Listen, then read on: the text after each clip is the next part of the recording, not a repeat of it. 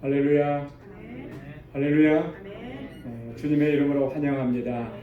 오늘 수요 찬양 예배 우리 마음과 또 뜻과 정성을 다해서 하나님께 올려드리기를 소원합니다. 우리 다 같이 묵상 기도드리겠습니다.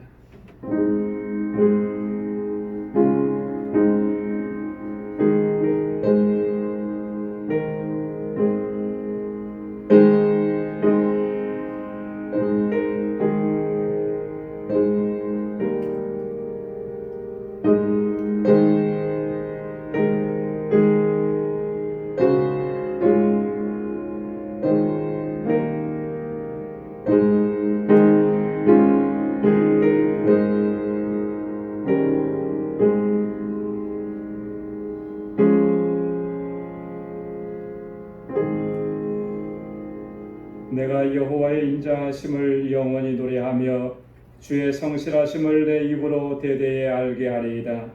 내가 말하기를 인자하심을 영원히 세우시며 주의 성실하심을 하늘에서 견고히 하시리라 하였나이다. 주께서 이르시되 내가 나의 택한 자와 언약을 맺으며 내 종 다윗에게 맹세하기를 내가 내 자손을 영원히 견고히 하며 내 위를 대대에 세우리라 하셨다 하셨나이다. 여호와여, 주의 기사를 하늘이 찬양할 것이요 주의 성실도 거룩한 자의 회중에서 찬양하리이다. 아멘. 사랑과 은혜가 풍성하신 만군의 주 여호와 하나님 아버지, 오늘도 주님의 은혜 가운데 지나게 하시고 성의로 지난 3일 동안도 주의 능력의 장중에 저희들을 붙들어 주시고 이 험한 세상 사는 동안에도 주의 인도하심 가운데 늘 믿음으로 승리하며 살게 하시니 감사합니다. 오늘 이 저녁 다시금 저희들을 주님의 보좌 앞에 불러주시고 주님의 성호를 찬양하며 우리의 마음을 다하여 주님을 예배케 하심을 또한 감사합니다. 세상에 살며 상하고 찢긴 마음 그대로 주님 앞에 나왔습니다. 주님의 손으로 만져주시고 치료하여 주시고 온전하게 회복시켜 주옵소서. 우리의 추하고 더럽고 불순종했던 죄악된 모습을 그대로 가지고 나와 주님 앞에 고백하며 주님의 용서하심을 구합니다. 주의 그 십자가의 보혈로 깨끗하게 씻어주시고 정결하게 하옵시고 아버지께서 받으시기에 합당한 모습으로 우리를 다시금 거룩하게 세워 주옵소서. 주님만을 찬양하고 주님께만 예배합니다. 저희들의 예배를 받아 주옵소서. 하늘의 평강으로 덧입혀 주옵소서. 예수님의 이름으로 기원하옵나이다. 아멘. 우리 찬송 479장 찬송 함께 부르시겠습니다.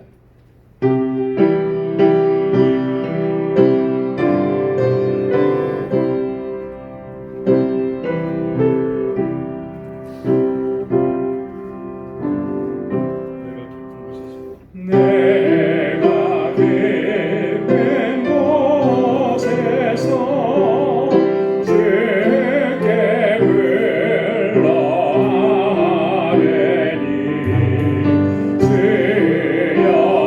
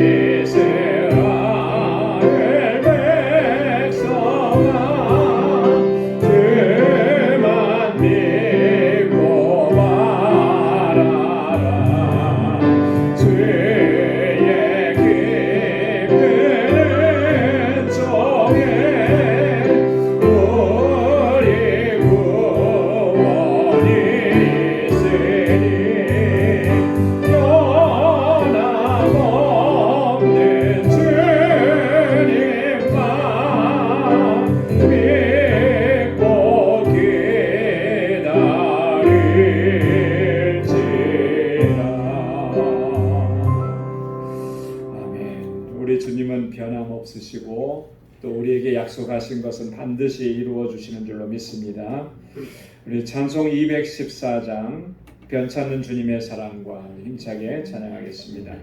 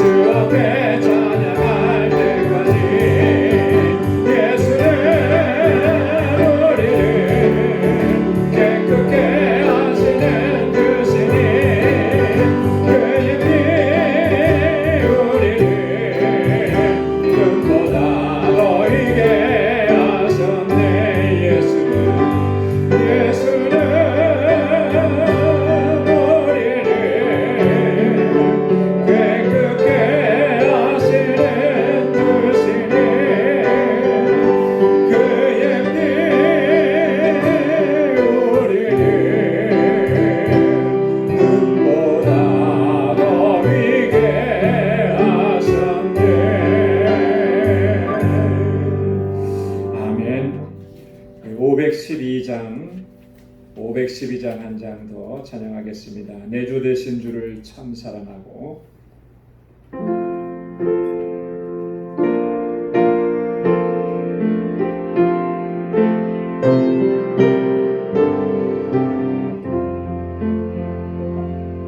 내 주 되신 주를 참 사랑하고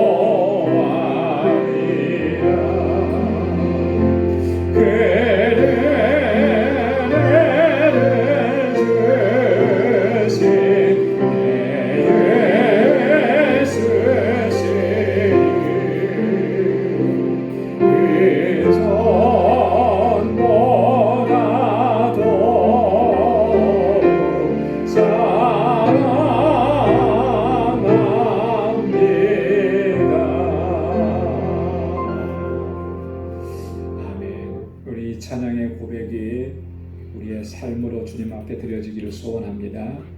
우리 이 시간 다 함께 통성으로 함께 기도하겠습니다. 주님 더욱 사랑하게 하시고 이전보다 더욱 주님 사랑하기를 원합니다. 우리의 마음을 이끌어 주옵소서. 주님께서 세워주신 우리 방주교회와 우리 모든 믿음의 권속들, 주님의 일꾼들, 주님께서 능력의 장중에 붙들어 주옵소서. 우리 권속들 가운데 육신적으로 연약한 분들이 있습니다. 하나님 치료하여 주시고 온전하게 회복시켜 주옵소서. 우리 권태희 권사님 내일 발목 수술을 받으시는데 하나님 치료해 주시고 온전하게 회복시켜 달라고 같이 기도해 주시길 원합니다. 또 우리 사랑하는 자녀들을 위해서, 또 이곳에서 자라나는 어린 심령들과 우리 청장년들을 위해서, 학생들을 위해서, 우리 교사들을 위해서, 우리 전사님 위해서, 또 우리 교회에 주신 선교적 사명 잘 감당할 수 있기를 위해서 우리 알라메다 방주교회, 또 사역자들, 우리 정득수 선교사님들, 또 세계 곳곳에서 복음을 전도하는 우리 선교사님들, 또 우리 김인선 선교사님의 아들 영민 군 하나님 치료해 주시기를 이 시간 다 같이 통성으로 함께 같이 기도하겠습니다. 아버지 하나님, 주님의 은혜와 사랑을 감사합니다.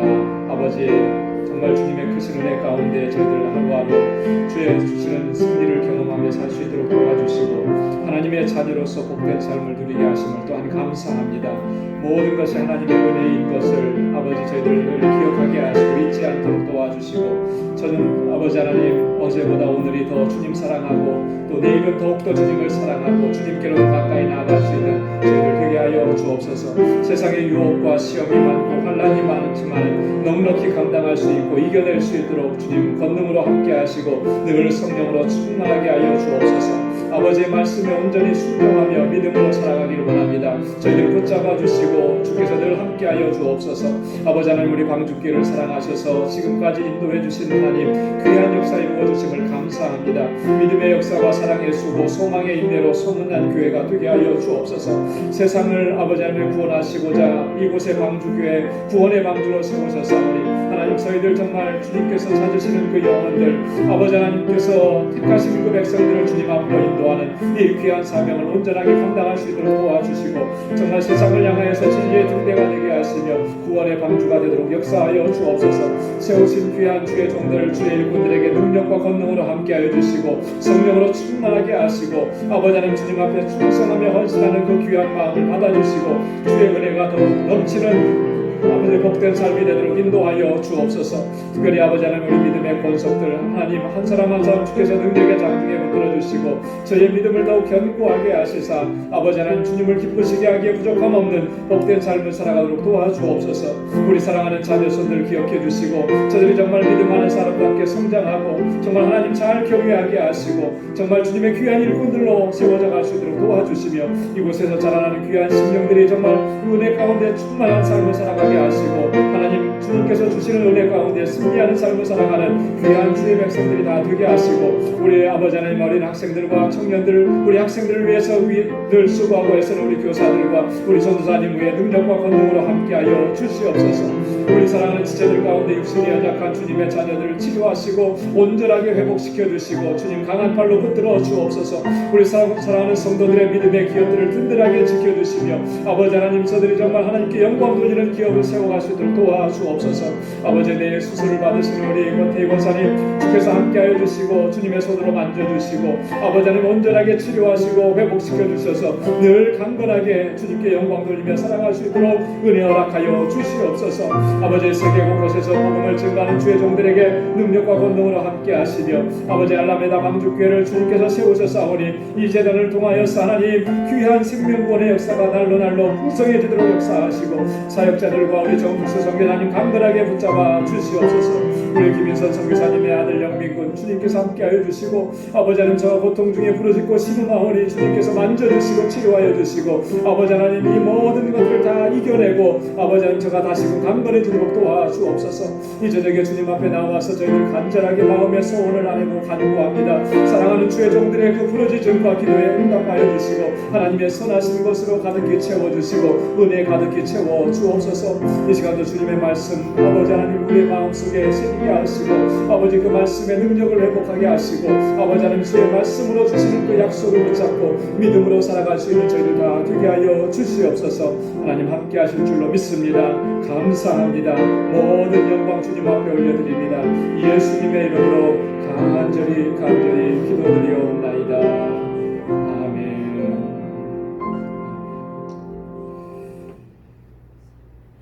우리 하나님께서 우리의 부르짖음과 간구에 귀한 것을 응답해 주실 줄로 믿습니다. 오늘 함께 묵상할 하나님의 말씀입니다. 사도행전 제7장 39절에서 50절까지 말씀입니다.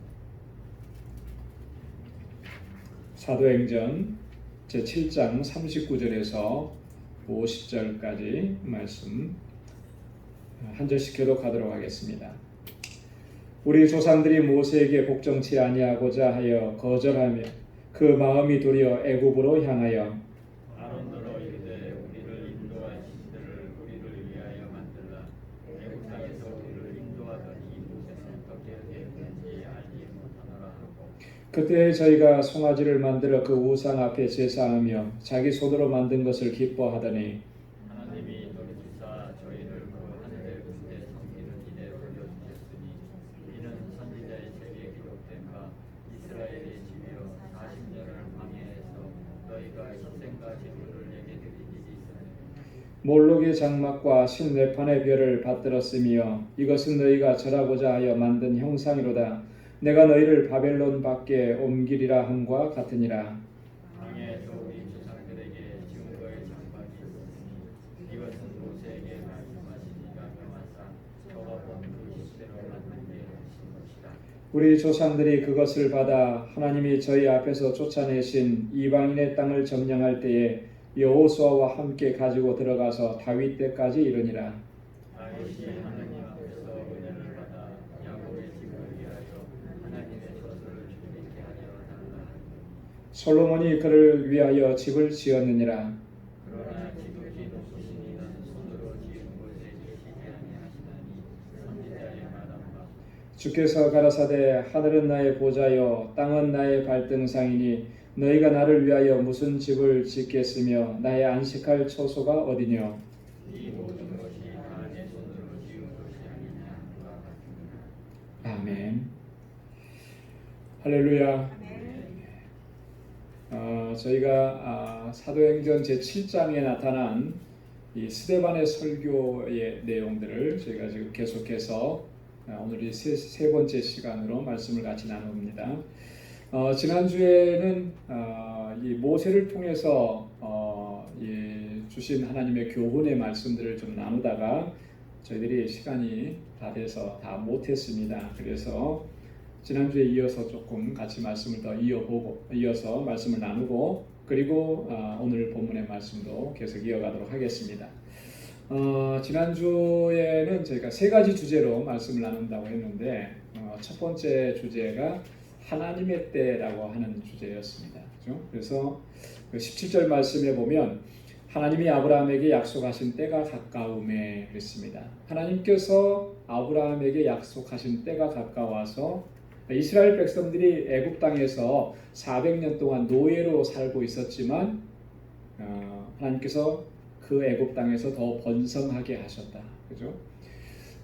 그래서 신학적으로 보면 하나님께서 이 이스라엘을 민족으로 형성하시는 때가 애굽에서 400년 동안 거하던 그런 때였다라고 이렇게 얘기합니다. 그 이스라엘 민족이 그때 이제 형성이 되는 거죠.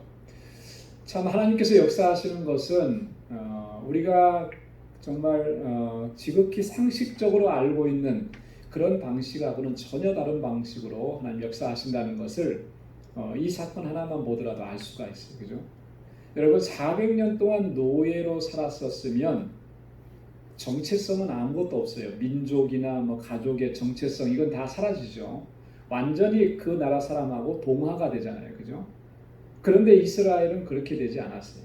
하나님께서 특별한 섭리가 계셨고 그래서 애굽 땅에서 400년 동안에 하나님께서 이스라엘 민족을 그렇게 형성하셨다라고 하는 거죠. 그래서 출애굽할 당시에 이스라엘의 인구수가 얼마나 되었느냐 학자들은 대략 200만 명 이상 되었을 것이다. 여러분 지금도 200만 명 하면 적은 숫자가 아닌데요. 수천 년 전에 200만 명이라고 그러면 굉장히 큰 숫자죠. 그래서 애굽의 왕 바로가 이스라엘 백성들을 두려워할 만큼 그런 큰 국민의 숫자입니다. 그래서 이런 민족을 이루게 하셨다라고 하는 거죠. 그런 걸 봤을 때 이제 하나님께서 약속하신 때가 가까웠다 이렇게 얘기하는 거예요. 그래서 이 하나님의 때라고 하는 것은 우리가 카이로스라 그랬습니다. 그죠? 시간을 나타내는 헬라어는 두 가지 단어가 있는데 크로노스가 있고 카이로스가 있다 그랬습니다. 크로노스는 자연적인 시간이에요. 물리적인 시간이에요. 일반적인 시간이에요. 우리가 그 속에서 살아가지만 이 시간은 뭐 그렇게 그다지 그 속에다가 의미를 담아둘 수는 없어요. 정말 우리에게 의미가 있는 중요한 시간은 뭐냐면 카이로스라고 하는 거죠. 하나님의 때라고 하는 것입니다. 하나님의 시간이라고 하는 것입니다. 모든 것은 하나님께서 정하신 때 하나님의 시간에 다 이루어지게끔 되어 있다라고 하는 거예요. 그래서 벌써 수백 년 전에 아브라함에게 약속하신 거, 그죠? 창세기 15장 13절에서 16절에 하나님께서 아브라함에게 약속하신 것이 이제는 때가 되어서 수백 년이 흐르고 난 때가 되어서 그것이 그대로 성취되어지고 있다. 그래서 하나님의 때는 다른 말로 얘기하면 하나님의 약속이 성취되는 때다. 하나님의 약속이 이루어지는 때다. 우리는 사실 그때를 살아가야 되는 겁니다. 그때를 바라보고, 그죠? 그 약속이 이루어지는 그날을 바라보고 하나님의 약속을 확신하고 믿고 하나님께서 이루실 그 역사를 기대하면서 우리가 이 땅을 살고 그렇게 믿음으로 살아가야 할 줄로 믿습니다.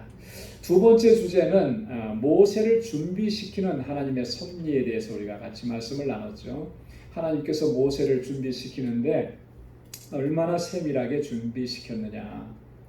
그 모세가 태어났을 당시에 모세는 하나님 보시기에 아름다웠다. 그렇게 기록하고 있습니다. 그리고 그의 부친의 집에서 석 달 동안 이렇게 숨겨서 키웠다.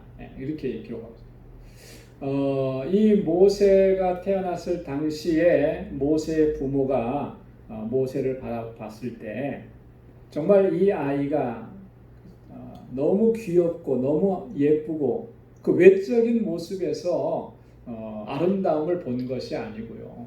이 아이를 통해서 하나님께서 무엇인가 어떤 역사를 이루실 것이라고 하는 그런 확신과 믿음을 가지고 있었다라고 하는 것이죠. 그렇기 때문에 이 어쨌든 간에 어떻게 해서든지 모세를 살리려고 그렇게 했다라고 하는 거죠. 이렇게 하나님은 준비시켰고요. 모세가 이 바로의 궁정에서 40년 동안 왕자로 지내면서 모든 학문, 최고의 학문을 다 배웠습니다. 그래서 22절에 보면 뭐라고 했냐면 말과 행사가 어떻다 그랬냐면 능하더라 그랬습니다. 퍼펙트했다라는 거예요. 완전했다라고 하는 거예요. 지금 파문화권 속에서 사역을 하려고 하면 제일 중요한 게 뭐죠? 언어잖아요. 그죠? 언어. 언어의 한계에 부딪혀서 사역에 어려움을 겪는 경우들이 참 많은데요. 모세는 하나님께서 그걸 아주 어렸을 때부터 다 준비시켜 놨다라고 하는 거예요. 그렇게 하나님 철저하게 준비시켰고 이렇게 외적으로 보이는 것만 준비시킨 게 아니고 23절과 25절 말씀에 보면 이 모세의 마음 속에도 동족을 생각하는 마음을 심어주신 거예요. 그래서 이 하나님께서 자기를 통해서 자기 민족을 구원해 주실 것이라고 하는 것을 그는 이미 깨닫고 있었다라고 하는 거죠. 어떻게 그가 그런 마음을 가질 수가 있었는가? 그것은 모세가 아주 갓난아기 때부터, 그죠? 어머니에 의해서 양육을 받은 거잖아요. 어머니가 유모로 들어와서, 그때 당시에는 그 애굽에서는 그랬다 그래요. 유모로 들어와서 키우게 되면 젖될 때 정도까지 그렇게 키우는 게 아니고 유아기 시절까지 그때까지 유모로 그 아이를 키운다는 거예요. 그러니까 무슨 말을 하면 그걸 다 알아들을 수 있을 그 나이만큼 키우는 거예요. 자, 이 아이를 안고서 그 엄마 요괴벳이 얼마나 기도 많이 했겠어요. 그죠?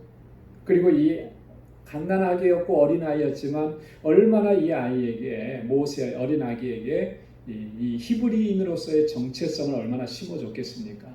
하나님을 경외해야 된다라고 하는 것을 얼마나 심어줬겠어요. 그런 것들이 아무것도 아닌 것 같았지만 모세의 마음속 깊은 곳에 자리 잡게 되었다라고 하는 거죠. 하나님의 놀라우신 섭리를 우리가 볼 수가 있습니다. 이렇게 하나님께서는 모세를 준비시켜서 하나님의 일꾼으로 사용하셨다라고 하는 거죠. 자, 그 다음에 지난주에 우리가 다루지 못했습니다. 세 번째 주제가 뭐였냐면 실패자를 다시 일으켜 세우시는 하나님이다. 하나님께서는 모세를 다시 일으켜 세우시는데 가장 밑바닥으로 떨어졌던 모세를 하나님께서 다시금 들어서 그를 하나님의 도구로 사용하셨다라고 하는 거죠. 모세가 나이 40세가 되었을 때에 미디안 광야로 도망을 가게 됩니다. 우리가 잘 알고 있듯이 그가 그렇게 도망가게 된 것은 동족을 생각하다가 동족을 도와주려고 하다가 애굽 사람을 쳐서 죽였는데 그 사실이 들통나게 된 거예요. 그러니까 이제 뒤도 돌아보지 않고 미디안으로 들어가게 됩니다. 미디안 광야에서 이드로의 딸 시보라를 만나게 되고 가정을 이루고 두 아들을 낳고 그냥 살아갑니다. 장인의 소유였던 그런 양들을 치면서 그렇게 살아가는데 그 세월이 얼마나 되었냐면 40년 동안이에요. 여러분 40년 동안 모세가 이렇게 미디안 광야에서 그냥 평범하게 살아가면서 그는 철저하게 실패자가 되고 만 거예요. 그렇죠? 한때는 정말 자기를 통해서 하나님께서 이스라엘 민족을 구원하실 것이라고 하는 그런 확신도 가졌었고 그런데 그런 확신이 다 사라져 버린 거예요. 그죠?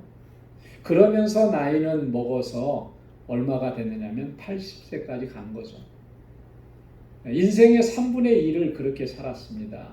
그러니까 이제 더 이상 뭐 야망도 없고 꿈도 없고 하나님께서 자신을 통해서 뭔가 이루실 것이다라고 하는 이런 소명의식도 다 사라졌어요. 자, 그런데 그러한 모세를 하나님께서 찾아오셨다라고 하는 거죠. 30절 말씀에 보니까 40년이 참회 이렇게 써요. 여러분 이렇게 뭐가 참회라고 했다라고 하는 것은요. 이건 다른 말로 바꾸면은 어떤 말입니까? 하나님의 때가 되매 이런 뜻이에요. 이제 하나님의 때가 된 거예요. 40년 동안 모세는 그렇게 평범하게 살았지만 하나님께서는 그때까지 기다리신 거죠. 근데 그 평범하게 산 그 시절이 결코 평범한 시절이 아니었다라고 하는 것을 담고 있습니다. 그래서 80세가 되었을 때 하나님께서 모세에게 나타나셨어요.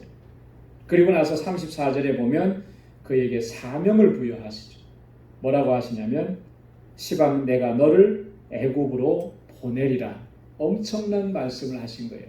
아마 모세가 이러한 하나님의 말씀을 듣고 굉장히 놀랐을 것 같아요. 자기는 다 잊어버렸는데 그죠? 아무런 생각이 없는데 하나님께서 나타나셔서 이 말씀을 하시면서 자기에게 사명을 주죠. 자, 그렇다면 모세가 미디안 광야에서 40년 동안 지낸 이 40년의 의미는 도대체 뭔가? 그것은요, 한마디로 말해서 철저하게 하나님께서 모세를 낮추시는 시간이었다. 하나님께서 철저하게 모세를 낮추시는 거예요. 모세가 한때는 바로의 왕자로 있었을 때 그때는요.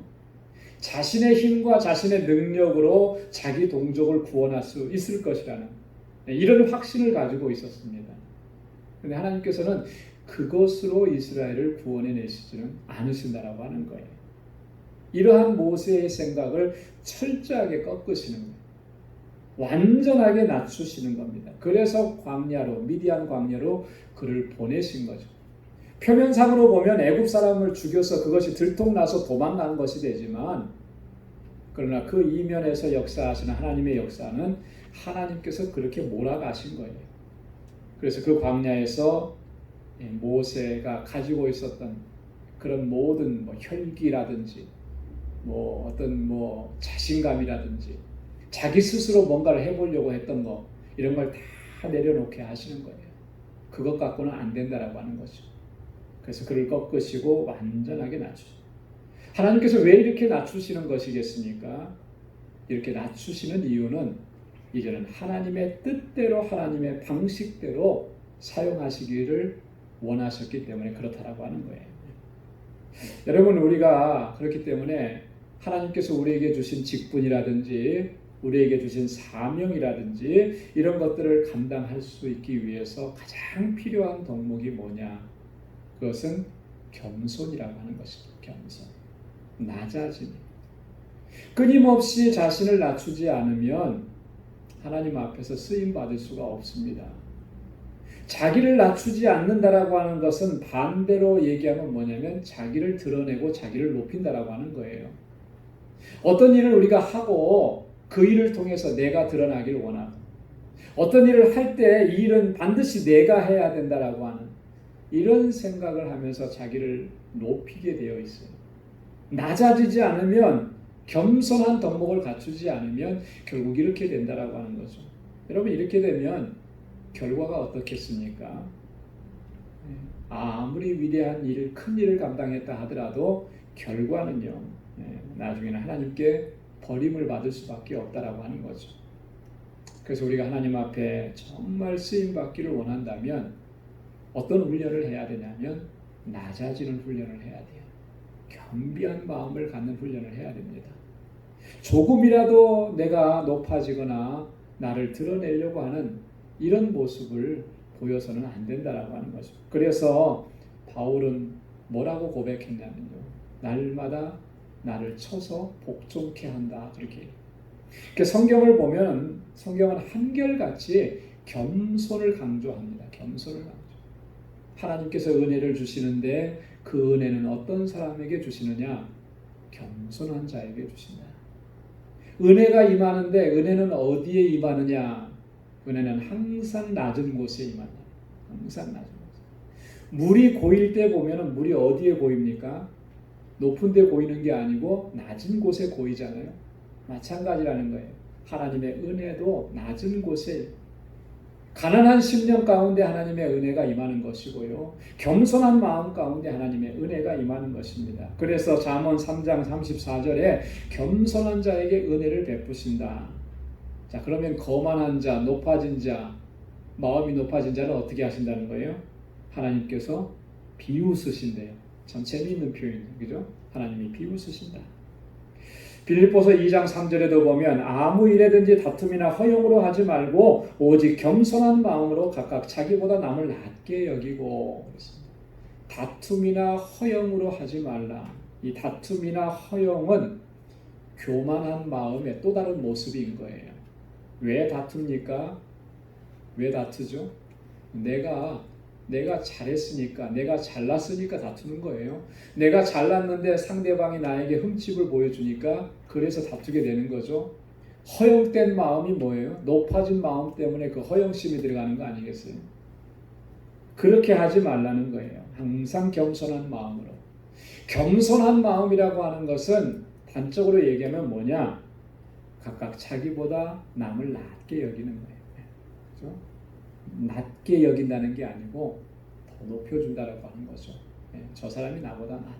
나보다 훨씬 낫다. 이 마음을 갖는 거예요. 이 마음을 항상 견지하는 거. 그게 바로 겸손이라는 거죠. 베드로전서 5장 5절로 6절 말씀 거기에 보면 젊은 자들아 이와 같이 장로들에게 순복하고 다 서로 겸손으로 허리를 동이라. 하나님이 교만한 자를 대적하시되 겸손한 자들에게는 은혜를 주시느니라. 그러므로 하나님의 능하신 손 아래서 겸손하라. 때가 되면 너희를 높이시리라. 아멘. 겸손으로 허리를 동이라. 허리띠가 우리 그리스도인들이 옷을 입었을 때 그 허리띠가 뭐냐면 겸손이어야 된다라고 하는 거예요. 하나님은 항상 교만한 자를 대적하신다라고 하는 거예요. 그래서 우리의 마음이 높아지고 거만해지고 교만해지고 그러면요, 그것은 뭐냐면 하나님께서 우리를 대적하시고 우리를 비웃으시고 하나님께서 우리를 치리하시게 되는 거예요. 이 얼마나 안타까운 일. 항상 우리가 겸손한 마음으로 주님 앞에 서서 하나님께서 우리를 낮추실 때에 가장 낮은 곳에서 하나님의 뜻에 순종하고 그렇게 하나님께 영광 돌리는 삶으로 나아갈 수 있기를 소원합니다. 자, 오늘 이어서 함께 봉독한 본문의 말씀 39절에서부터 50절까지 스데반의 설교 세 번째에 해당되는 부분인데요. 자, 여기에서는 스데반이 좀 설교가 어떻게 보냐면 좀 직접적이에요. 지금까지는 하나님께서 이러이러한 섭리와 역사를 가지고 이렇게 인도해 주셨고 뭐 구원해 주셨다 이렇게 설명했다면 이제 여기서부터는요 이 조상 때로부터 내려오는 이 하나님께 대한 불순종의 죄악들, 우상 숭배의 죄악들, 그리고 이 성전에 대한 잘못된 이해 때문에 성전 숭배 사상에 빠져 있는 이런 잘못들을 지적하는 그런 내용으로 이 스데반이 지금 이야기를 합니다.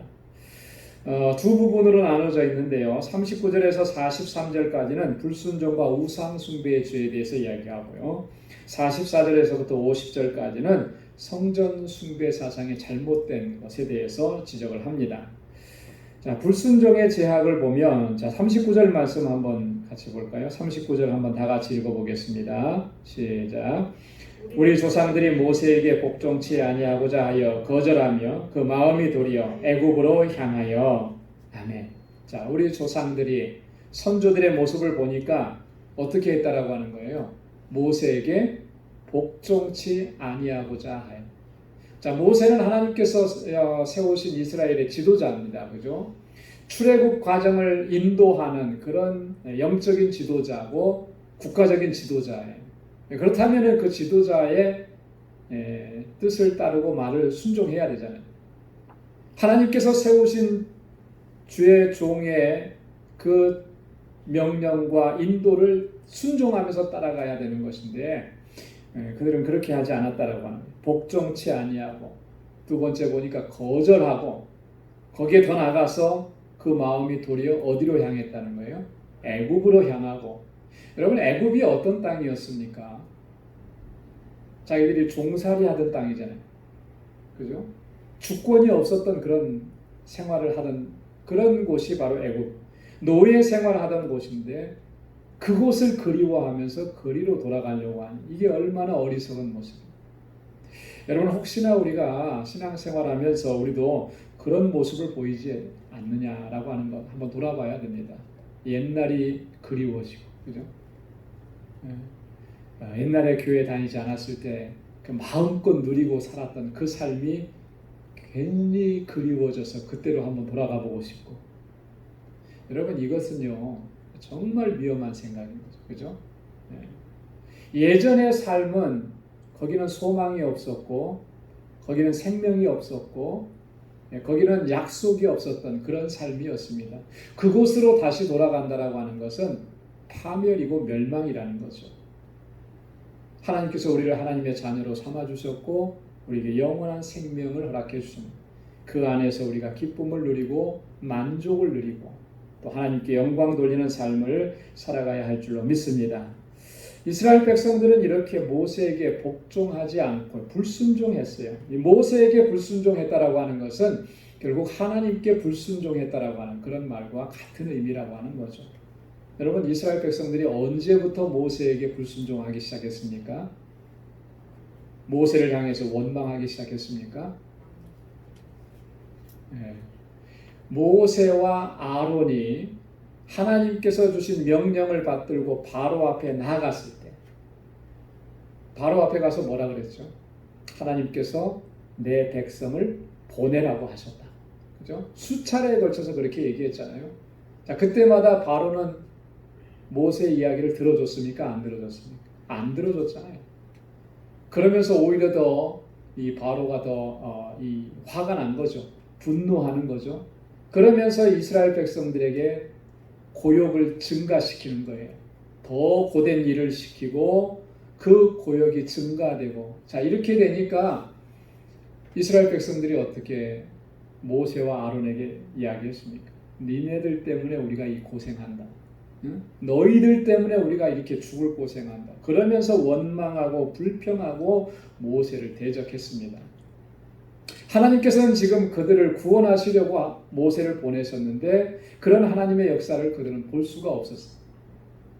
자, 하나님께서 모세를 보내셔서 모세가 그렇게 기적도 베풀고 바로에게 당당히 나가서 그렇게 한다면 정말 자유와 해방 구원을 열망했다면, 그죠? 모세가 그렇게 했을 때 정말 지지하고 따랐어야 되잖아요. 그러지 못한 거예요. 오히려 원망하고. 자, 이렇게 불평하고 원망하는 것이 광야 40년 동안의 삶 속에 계속 이어진 거예요. 계속 이어졌어요. 조금만 어려운 일이 있으면 불평하고 원망하고 모세를 대적하고 하나님 대적하고 다시 애국으로 돌아가자고 하는 말을 똑같이 반복하고. 여러분, 이렇게 불순종하고 원망하고 불평하고 대적하는 그 원인이 무엇이었겠습니까? 왜 그렇게 불평과 원망이 많았을까요? 물론 그들이 이 애국 땅에서 400년 동안 살면서 이 그 노예 생활에 젖어 있어서 아마 노예 근성 탓에 그랬을 수도 있을 겁니다. 그런데 사실은 그거는 그렇게 큰 중요한 이슈가 아니에요, 그죠? 정말 본질적으로 근본적으로 문제가 뭐였냐면 하나님의 구원의 은혜를 망각했기 때문이라는 거예요. 하나님께서 그들을 구원해 주신 이 구원의 은혜가 얼마나 소중하고 얼마나 값진 것인지, 얼마나 귀한 것인지, 얼마나 놀라운 것인지 그걸 너무나 쉽게 잊어버린 거예요. 그 은혜를 망각해 버린 겁니다. 여러분, 그 은혜를 항상 기억하고 있다면, 그죠? 벌써 1년 전, 2년 전, 10년 전에 이루어진 일이라 할지라도 바로 오늘, 바로 지금 직전에 내가 경험한 것처럼 생생하게 그렇게 기억하고 있다면 어떤 상황을 만나도 그렇게 불평하고 원망하는 것이 아니라 비록 힘들고 고난스러운 상황을 만나도 감사할 거예요. 감사하면서 이겨낼 겁니다. 그런데 그걸 잊어버리니까, 까맣게 잊어버리니까 다 원망인 거예요. 다 불평인 것이죠. 그래서 우리가 항상 이 구원의 은혜를 잊지 않도록 우리가 늘 힘써야 되고 그 은혜를 날마다 되새겨야 할 줄로 믿습니다. 두 번째로 언급하는 게 이제 우상 숭배의 죄악들에 대해서도 쭉 이 스데반이 설교하면서 언급하면서 이게 얼마나 심각한 죄인지를 또 얘기합니다. 40절 이하의 말씀에 보면 이스라엘 백성들이 광야에서 금송아지 우상을 만들어서 섬겼던 일들을 이야기해요. 41절에 보면 그 우상 앞에서 제사하여 자기 손으로 만든 것을 기뻐하더니, 자, 얼마나 철저하게 하나님께로부터 멀어졌으면, 하나님의 명령을 거역했으면 이렇게 우상을 만들어 놓고 그거 섬기고 이것이 자기들을 인도한 신이라고 하면서 기뻐 뛴다. 어떻게 이런 일이 있을 수가 있나? 여러분, 하나님께서 가장 중요하게 여기시는 일 중에 하나가 뭐냐면 우상 숭배를 금지하는 거예요. 그죠? 만약에 이스라엘 백성들이 우상을 숭배하는 일이 있게 되면 하나님께서 그들을 철저하게 징계하시겠다. 이게 얼마나 큰 죄악인지 하나님은 강조하고 또 강조하셨어요.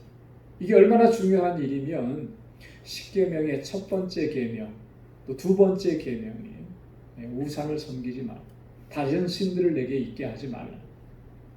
첫 번째와 두 번째를 그렇게 하나님께서 그 계명을 두시면서까지 강조하시고 우상 숭배를 금지하셨다라고 하는 거예요. 그런데도 불구하고 이스라엘 백성들은 끊임없이 우상 숭배를 해요. 자, 이 우상 숭배했을 때 하나님께서 그에 대한 대응으로 어떻게 하셨냐? 42절 말씀에 보면 하나님이 돌이키사 저희를 그 하늘의 군대 섬기는 일에 버려두셨으니 그랬습니다. 하나님께서 돌이키셨대요. 우상을 숭배하고 하나님 외에 다른 것들을 섬기게 되면 하나님께서 저들에게서 돌이키시는 거예요. 그리고 그들을 버려두시는 겁니다. 내버려 두시는 거예요.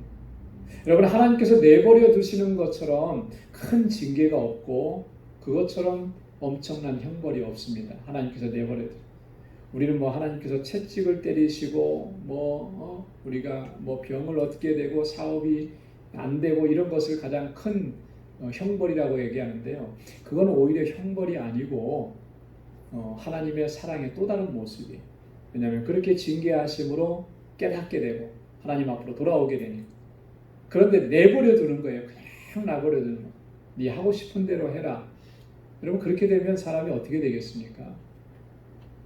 그냥 놔둬서 정말 하나님의 뜻대로 살아가는 사람 과연 얼마나 될까요? 없어요. 그죠?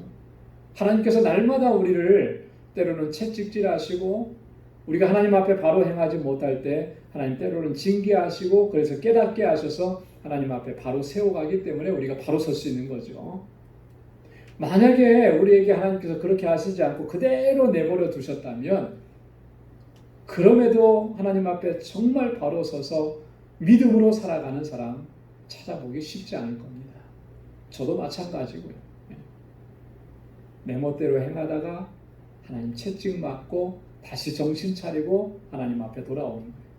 그렇기 때문에 하나님의 버려두심이라고 하는 것, 내버려두심이라고 하는 것은요, 이건 최고의 형벌이라고 하는 거죠. 그래서 로마서 1장에 보면 하나님께서 그렇게 이 악인들에 대해서 대응하신다라고 하는 것을 우리가 로마서에서 찾아볼 수가 있습니다. 이 조상들이 섬겼던 그런 우상 숭배의 모습들을 몇 가지로 이렇게 스데반이 요약을 하는데요. 하늘의 군대를 섬기고 몰록의 장막이다. 신네판의 별이다. 이렇게 42절, 43절에서 기록하고 있습니다. 이 우상 숭배에 대한 하나님의 징계는 43절에 보면 내가 너희를 바벨론 밖에 옮기리라 라고 하는 엄청난 하나님의 징계입니다. 그래서 이스라엘 백성들이 결국 남과 북으로 나누어지고 남왕국 유다도 나중에는 바벨론에 의해서 멸망을 당하잖아요. 그 멸망을 당하게 된 원인이 어디에 있느냐? 두 가지로 요약을 해볼 수가 있습니다. 첫째는 하나님의 명령을 거역한 것, 그죠? 하나님의 말씀대로 순종하지 않은. 두 번째는 우상을 숭배한 것, 우상을 숭배. 근데 이 두 가지는 같은 거예요, 하나예요, 그죠? 우상을 숭배하지 말라, 우상을 만들지 말라는 하나님의 명령이 있죠. 그래서 결국은 하나님께서 말씀하신 그대로 그들을 바벨론의 포로로 잡혀가게 하는 그런 징계를 내리셨던 것을 봅니다. 그래서 우리가 이런 그 과거의 역사들을 보면서 정말 우리가 하나님 앞에서 어떻게 행해야 하는지, 하나님 앞에서 정말 바른 믿음으로 오직 하나님만 섬기기로 결단하고 그렇게 주님만을 섬기고 또 주님께만 영광을 돌려야 할 줄로 믿습니다. 그리고 또 세 번째로는요, 이 성전 숭배의 그들의 잘못을 또 여기서 지적을 합니다. 44절에서 50절까지 말씀해 보면 이스라엘 백성들이 당시에 유대 종교 지도자들은요, 이 성전의 임재에 계시는 하나님의 임재보다도 건물로서의 성전이라고 하는 것을 더 중요하게 여기고 그렇게 생각했던 그런 잘못된 사상들을 가지고 있었습니다. 이 성전이라고 하는 것, 역사적으로 보면 처음에는 하나님께서 성막을 허락해 주셨죠. 그죠? 성막을 허락해 주셨는데 그 성막을 가리켜서 지금 증거의 장막이라 이렇게 44절에 표현을 하고 있잖아요. 왜 증거의 장막이라고 얘기했느냐 하면 바로 하나님께서 주신 십계명의 두 돌판을 담아두었던 언약궤가 안치되어 있던 곳이기 때문에 증거의 장막이라. 여러분, 언약궤가 성전에 어디에 안치되어 있었죠? 성전은 성소와 지성소 둘로 나누어졌다고 했잖아요. 그래서 일반적으로 제사장이 들어가서 섬기는 곳은 성소입니다. 그리고 대제사장이 1년에 한 차례 들어가서 속죄의 제사를 드리는 곳이 바로 지성소예요. 이 지성소 안에 하나님의 언약궤가 있고요. 그 언약궤 안에 세 가지가 들어가 있었죠. 첫째는 십계명의 두 돌판, 두 번째는 만나가 든 항아리, 세 번째는 아론의 쌍난 지팡이, 요 세 가지가 들어가 있었습니다. 그래서 이 그 십계명의 두 돌판이 들어있던 법궤가 있었기 때문에 증거의 장막이라 이렇게 불렸는데요. 회막이다 혹은 성막이다 이렇게 불리기도 합니다. 이 성막은 다윗 시대까지 계속해서 이어져 왔습니다. 그래서 다윗 시대까지 이어져 온 후에 솔로몬 시대에 넘어오면서 성막이 성전으로 이렇게 바뀌게 되죠. 여러분, 다윗은 성전을 건축하기를 그렇게 원했습니다. 하지만 하나님께서 그것을 허락해 주시지 않았죠. 왜 허락해 주시지 않았는가는 우리가 너무나 잘 알고 있습니다. 다윗은 피를 너무 많이 흘렸기 때문에, 전쟁을 많이 했기 때문에 하나님께서 그걸 허락해 주시지 않고 대신에 솔로몬, 그 아들 솔로몬이 성전을 건축할 것이다, 이렇게 말씀을 해 주셨습니다. 자, 여기서 보면 이 다윗이요, 자기가 하나님 앞에 간절하게 기대하고 간구하고 소원을 가졌던 것이 거절당했을 때, 거부당했을 때 다윗이 보여준 모습입니다. 그는요, 자신의 요구나 자신의 기대가 하나님께로부터 받아들여지지 않았을 때 하나님을 불평하고 원망하지 않고 자기에게 허락된 범위 안에서 그는 최선을 다한 거예요. 다윗에게 허락해 준 그 하나님의 허락은 뭐였습니까? 성전을 건축할 수 있도록 준비하게 하는 거였어요. 네. 그게 다윗에게 허락해 준 거예요. 하나님 것까지만 허락해 주세요. 근데 다윗은 정말 최선을 다해서 그걸 준비해 놨죠. 사실 어떻게 보면 솔로몬은요, 자기가 준비한 거 하나도 없어요. 그죠? 다윗이 다 준비해 놓은 거예요. 다 준비해 놓은 재료 가지고 솔로몬은 성전을 건축한 거죠.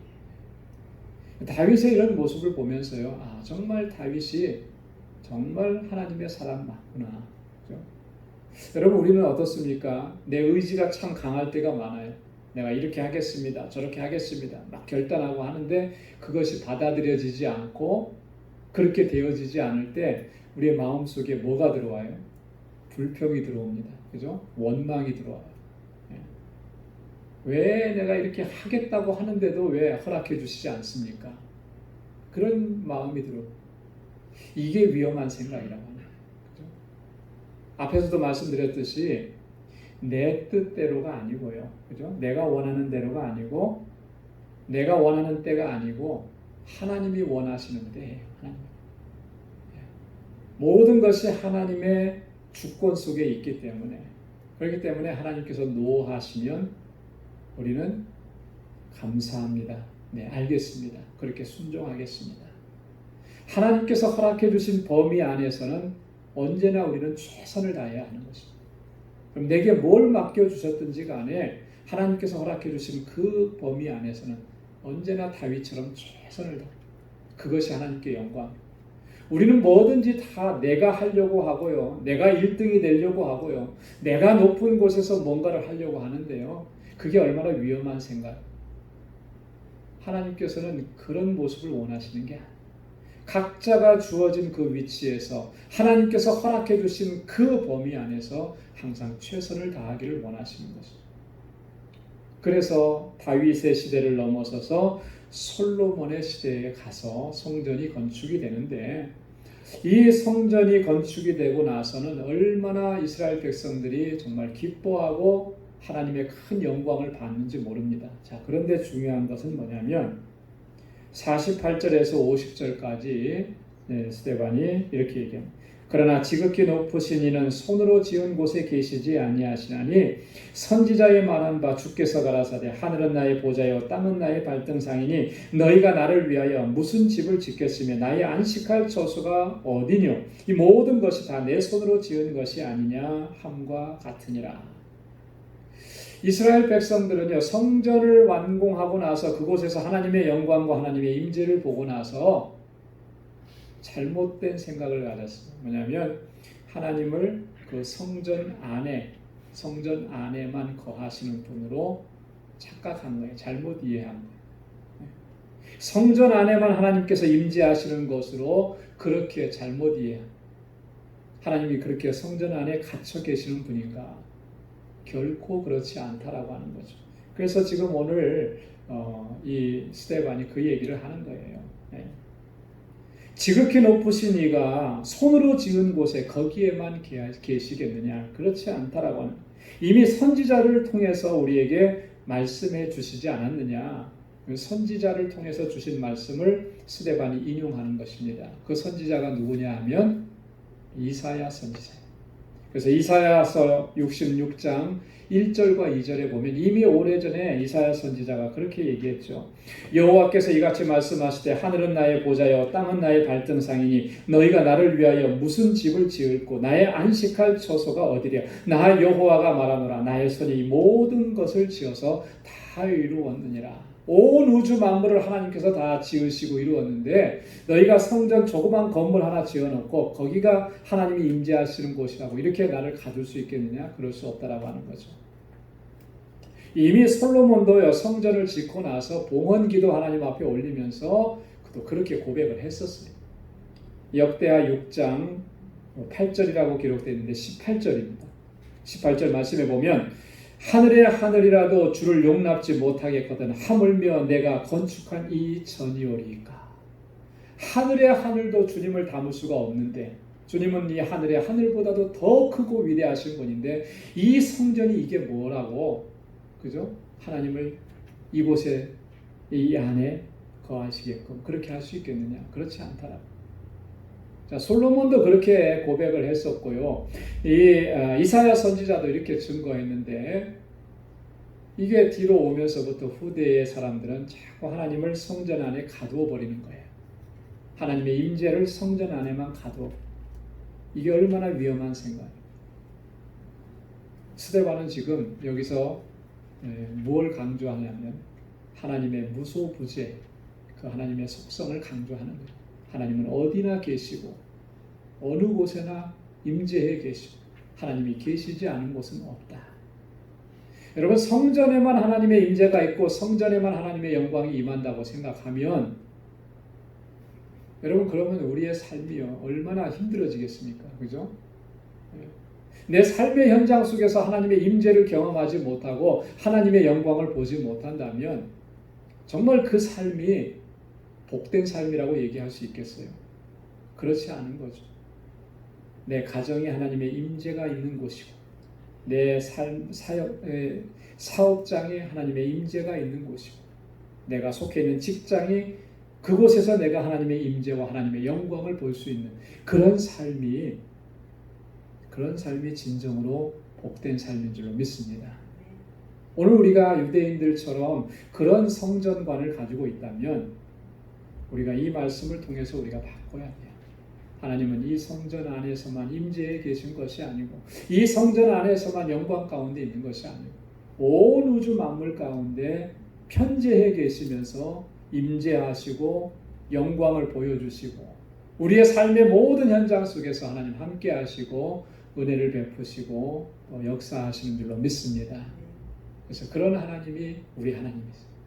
그런 하나님이 내게 복을 주시고 내게 은혜 주시고 나를 이끌어 가신다라고 합니다. 이런 하나님의 임재하심을 우리의 삶 속에서 삶의 현장의 구석구석에서 늘 경험하고 체험하는 그런 귀하고 복된 삶이 될 수 있기를 주님의 이름으로 축원합니다. 기도하겠습니다. 하나님 아버지 감사합니다. 오늘 이 저녁에도 저희들을 이렇게 주님께 나와서 주님을 경배하고 찬양하게 하시고 오늘 하나님의 귀하신 말씀을 또 저희들에게 들려주셔서 깨닫게 하시고 주님의 임재를 사모하게 하시니 하나님 감사합니다. 과거 이스라엘 백성들처럼 하나님을 원망하고 하나님께 불평하고 하나님을 시험하고 하나님을 대적하는 모습들이 혹 우리 안에 있었다면 이 시간 이후로 다 버리게 하여 주시고 주님의 말씀에 온전히 순종하며 믿음으로 나아갈 수 있도록 도와주옵소서. 하나님의 때를 기다리고 하나님께서 역사하시는 때를 바라보면서 믿음으로 나아가는 하나님의 귀한 백성들이 다 되도록 도와주옵소서. 우리 방주의 모든 믿음의 권속들 한 사람 한 사람 주께서 능력의 장중에 붙들어 주시고 늘 동행하셔서 저들이 승리하는 삶이 되게 하시고 주님께 영광 돌리는 삶을 늘 살아갈 수 있도록 도와주옵소서. 우리 사랑하는 성도들의 가정에 평강을 더하시고 또 저희들에게 허락해 주신 믿음의 기업들을 든든하게 지켜주시고 저희의 삶이 어디에 있든지 무엇을 하든지 누구를 만나든지 복에 근원된 삶을 살아갈 수 있도록 우리 방주의 모든 믿음의 권속들 주님 지켜주시고 보호하여 주옵소서. 이제는 우리 주 예수 그리스도의 무한하신 은혜와 하나님 아버지의 크고 놀라우신 사랑과 성령의 위로 교통 충만하심의 역사가 늘 주님의 임재 가운데 하나님의 영광을 바라보며 주의 약속 붙잡고 믿음으로 살아가고 하나님께 영광 돌리는 삶을 살아가기로 결단하는 우리 광주의 모든 믿음의 권속들과 저들의 가정과 직장, 생업의 터전과 학업 부위에 이제로부터 영원까지 함께 하시기를 간절히 축원하옵나이다. 아멘.